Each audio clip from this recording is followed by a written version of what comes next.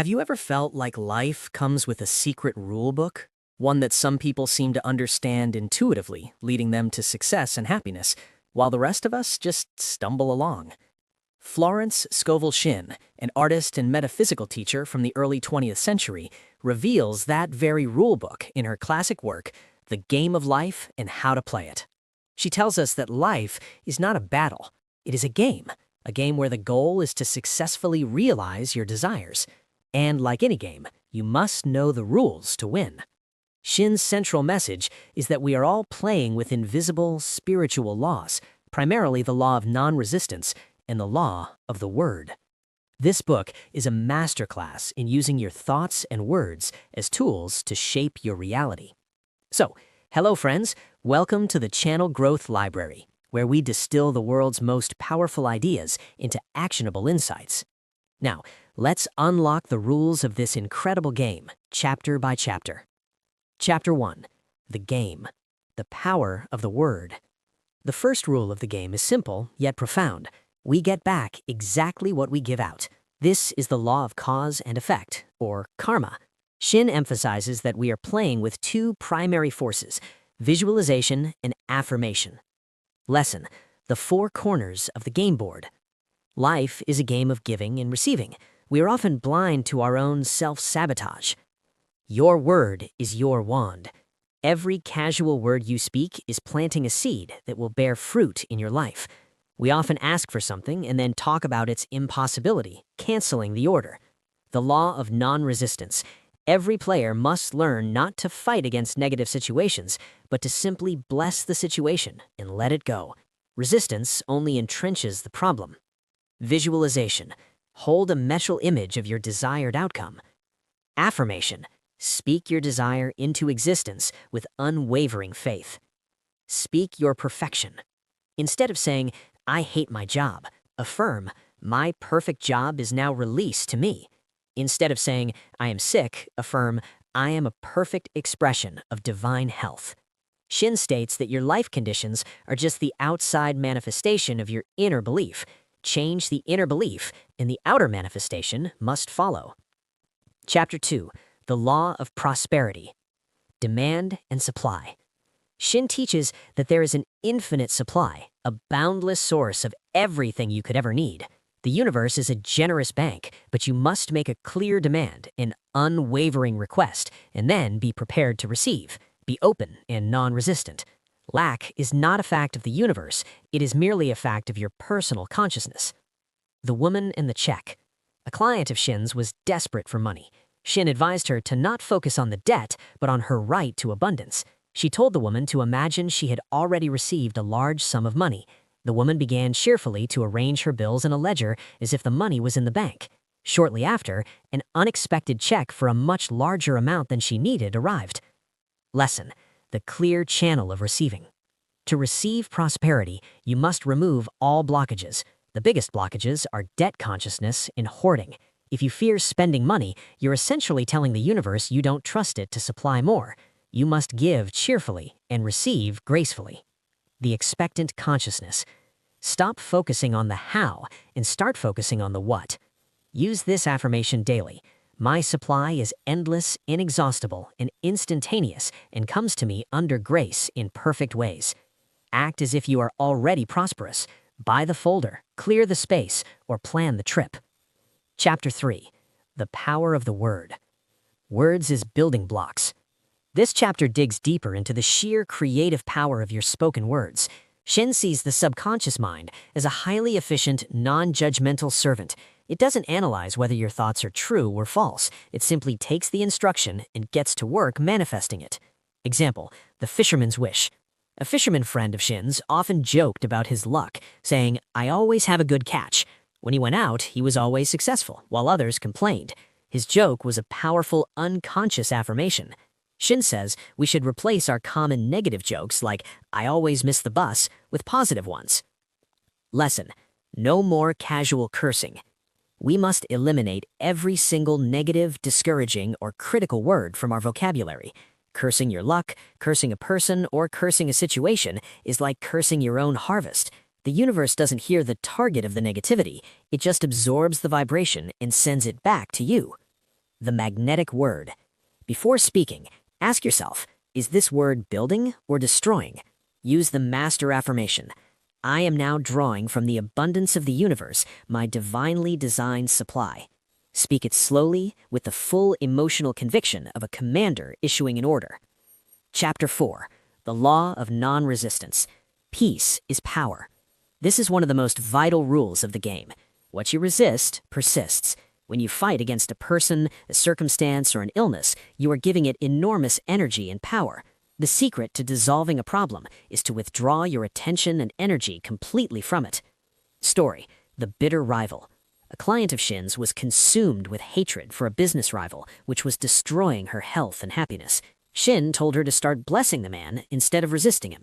The client found this impossible at first, but with practice, she began to genuinely wish the rival success. Shortly after, the rival left town and secured a wonderful opportunity elsewhere, dissolving the problem entirely without a confrontation. Lesson: Transforming enemies into blessings. Non-resistance means turning a perceived enemy into a source of good. If someone is cheating you, do not sue them or get angry. Instead, bless them, forgive them, and affirm, I cannot be separated from anything that is divinely mine. By maintaining your inner peace, you rise above the situation, and the problem resolves itself, often with a much better outcome for you. The Divine Flow Technique. When facing a difficult person or situation, simply say, I bless you and I release you. There is only one power, and that power is God. Let the divine intelligence handle the details. Your role is simply to be peaceful and non-resistant. Chapter 5. The Law of Karma and the Law of Forgiveness. Clearing the books. Karma is the spiritual debt we accrue through wrong thinking and wrong action. The good news is that Shin introduces the law of forgiveness as the eraser. You can clear your karmic slate, but only by first genuinely forgiving yourself and others. Example: the unresolved past. Many people struggle with current problems, financial, relational, or health, that are actually rooted in old unresolved resentments and hurts. Shin says these old grudges are chains holding you to a negative past. Total forgiveness is total freedom. Forgiveness is not a courtesy you extend to others. It is a gift of freedom you give to yourself. If you are holding a grudge, you are spiritually bound to that person. Your forgiveness must be absolute.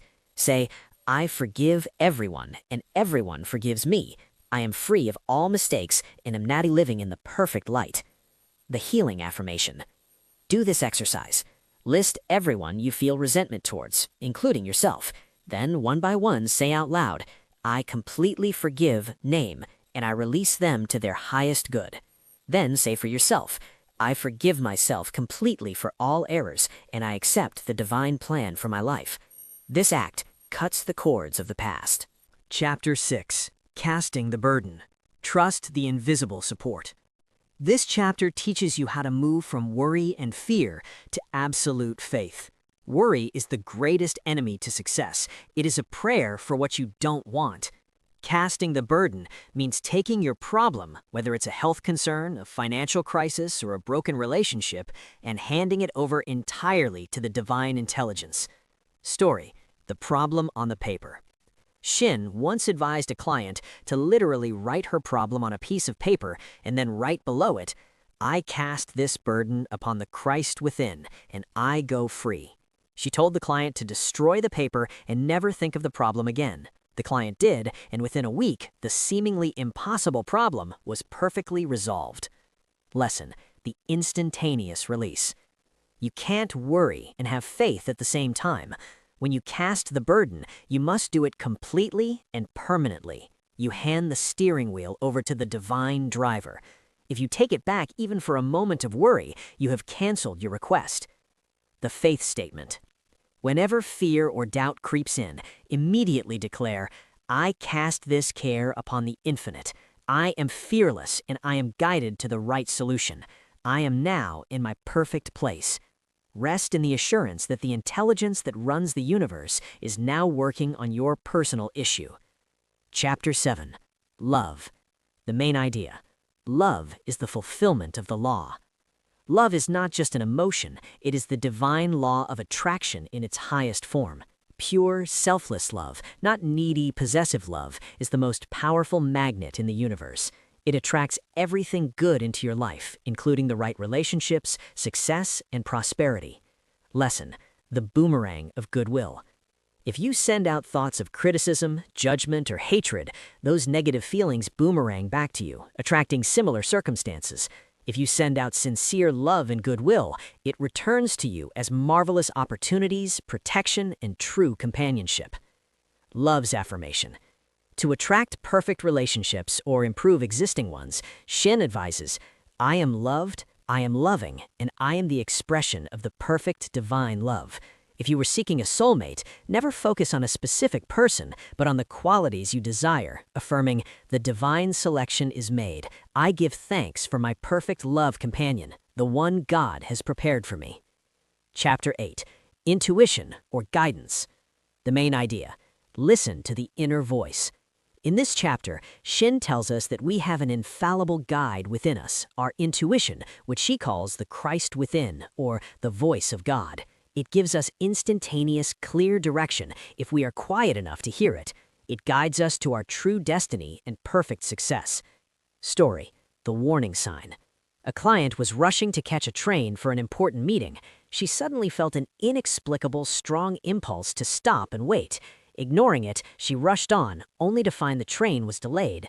When she finally arrived at the station, she saw a terrible accident had happened nearby. Her intuition saved her from a potentially dangerous situation. Lesson: the instantaneous release. You can't worry and have faith at the same time. When you cast the burden, you must do it completely and permanently. You hand the steering wheel over to the divine driver.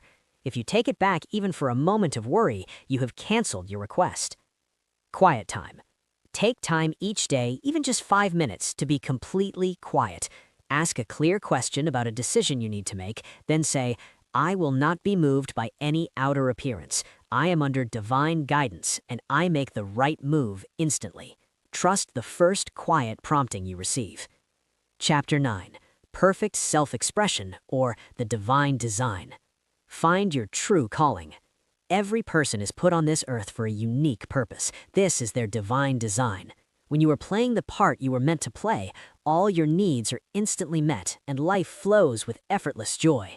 Misery and lack come from trying to force yourself into a role that isn't yours. Example: the happy job.